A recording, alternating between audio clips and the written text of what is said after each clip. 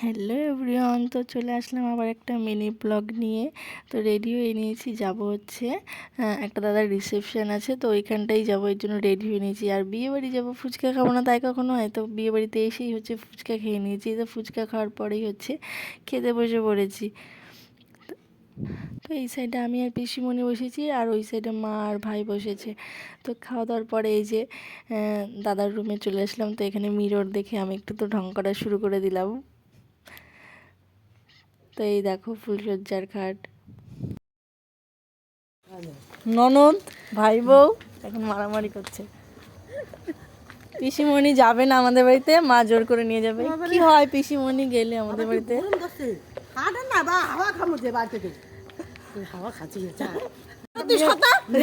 মানুষ এই যে কবানে কি জামাই বাবু নাই কে আবার হাত ধরবে না, তাহলে দরকার কি?